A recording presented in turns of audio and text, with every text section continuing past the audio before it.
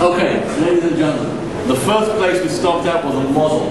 Okay, model of Jerusalem. We saw how Jerusalem was built on mountains, Mount Moriah, and the whole Temple Mount area, and the walls, etc. So, it was clear? Was it clear? Right, so where's north? You run this thing. If you fail, next time I'll run a little faster and lose you. No, that's north, by the way. Okay? It's important to know where you are. And let me explain to you about this great big arch that we're under. We went through a few arches and agreed that we're under a great big arch, right? Yes? Yep. Very quiet group. A great big arch. What is this great big arch, you may ask? What is this great big arch? Taking the hint. Excellent. What's this great big arch? This great big arch is one of the few great big arches of a bridge that's been here for 2,000 years. Jewish people built it in order to span one area to another. Why do we need a bridge? Has anybody ever heard of a great big river running through Jerusalem? Well, I think it probably predates Herod. Okay? Now, the temple is right behind us. 10 meters behind us is the Western Wall, and then Mount Moriah, the platform, and the temple. And that sits on a mountain called Mount Moriah. The residential area, which is now the Armenian and Jewish quarters, sits on Mount Zion. What do you have between two mountains? A valley. Any valley girls there? Any Californians? Yes. No? Yeah? Yes. Excellent. So you understand. You know Arnold Schwarzenegger, right? You know that? Arnold Schwarzenegger developed those great big thighs in Austria by walking up and down the Alps. Okay? He was a scrawny little kid, but he wanted to be strong. Now, unless you want to develop those great big thighs by walking to prayers every morning, up and down the valleys of Jerusalem, I don't suggest you do that. Then you build a great big bridge. This is a great big bridge that spans the residential area, across the European Valley, and onto Mount Moriah. It's also a bridge that carried water, a water aqueduct all the way from the west to the east and onto the Temple Mount. Now, we are actually not on top of the bridge, because as you can tell, we can't actually walk through walls, right? So, where are we? People would walk above our heads. Then there's an arch. We're under this arch over here. Then there's another arch, and then there's the ground floor, right? 2,000 years ago, what would I have seen on either side of this arch? Clear blue sky. Clear blue sky. I would be doing bungee jumping without a bungee if I stepped out. Okay, nowadays, you walk through all these arches. And these arches have only been here 20 minutes in Jerusalem time. They've been here approximately 500 to 700 years old tops. They are arches and additions to bridges that were attached to this major bridge that was built over 2,000 years ago, because they are what supports the city that's above our heads, the Muslim quarter, okay, that came across over the past 500 or 700 years. Okay? That's the best supported maintenance. In fact, the entire city is being supported by this bridge and the things that are attached to it. Above our heads, people are still walking on this bridge. The bridge exists in its entirety from the Western Wall and all the way to the Jaffa Gate. Those of you who've been to the Jaffa Gate. But we can't tell it's a bridge when we're out there. We're going to pass over the bridge at one point and on our exit, because it looks like terra firma. There's shops and the streets, and that's because of all these little archways that have been built over the century. But who would like to actually see the floor from 2,000 years ago? Anybody? Yeah. Me! Okay, Indiana Jones, have a look.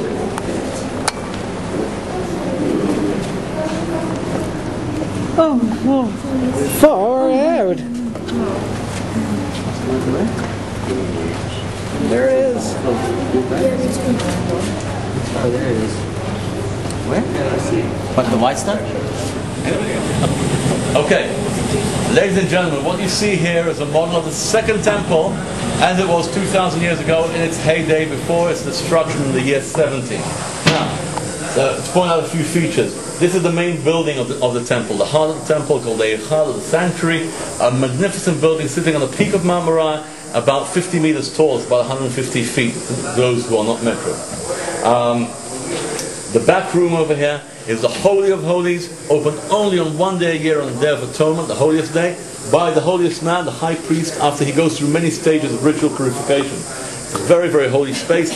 And in the first temple period, What was sitting in there, besides the peak of Mount Moriah, the foundation stone, was the Ark of the Covenant. And the Ark of the Covenant had in it all the holiest artifacts. The Ten Commandments that was given at Sinai, the scroll of the Torah written by Moses, jar of manna from the desert, and Aaron's staff. That sat on the foundation stone in the first temple, and towards the end of the first temple period, King Josiah hid it away so that the Babylonians wouldn't get a hold of it. And he left clues. He said some of the clues lead down here in the mountain. Okay, hasn't been found yet. Some of the clues lead to Ethiopia, which was a Jewish kingdom for many, many centuries because of the union between the Queen of Sheba and Solomon.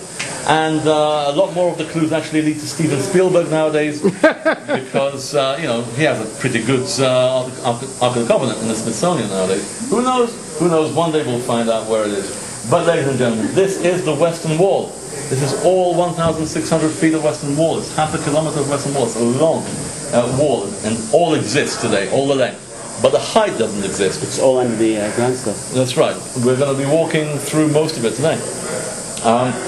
From the ground to the top, 40 meters, it's about 120 feet.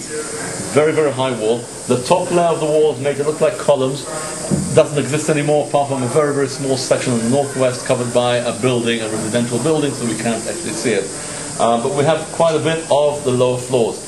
This is our bridge, the bridge that we were on. Actually, we were in the mid-level of that bridge, and it leads to one of the 4 entrances onto the Temple Mount from the Western Wall. All along the bottom ran a street. Now, if you were the planners of the Temple Mount, knowing that thousands, hundreds of thousands, millions of people would come here over the year from all over the world, from all over Israel, what would you put on a street outside of the Temple Sanctuary? What would you put over there? Drainage. Drainage. Drainage? Yeah, sure, of course, but what would you put? Stores, okay? Foreign exchange, McDavid's for burgers, right? Donald wasn't around yet, predates Scotland. What else? Pizza, temple, and doves and goats and sheep and maybe falafel. Lots of stuff. Okay. In fact, it was the main commercial center of Jerusalem of 2,000 years ago. There were very little commerce done anywhere else in Jerusalem at that time. People lived in the residential area, very often little box-shaped houses stuck to one another. No shopping malls in there.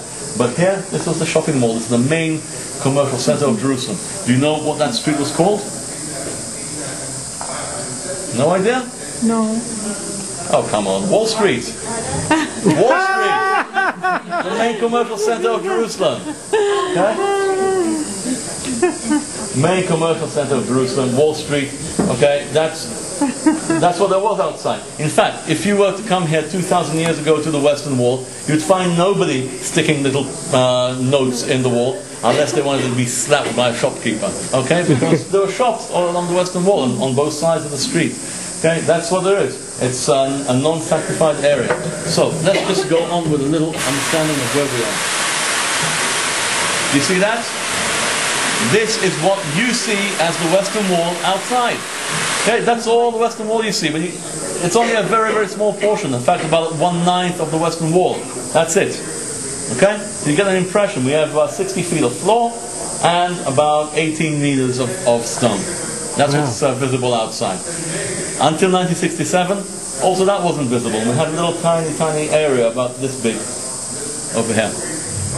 Okay. From Mount Zion over the Tyropoeon Valley and onto the wall, so that none of the wall is actually visible nowadays. It's all behind buildings of the city. And before 1967, even this area wasn't clear. Let's strip away the city for a little bit. We've walked through this path, and now we've ended up over here. See, that's you? You're so bright. Right? And that's the wall. You're facing the wall. Okay, that's the Western Wall. That's that arch.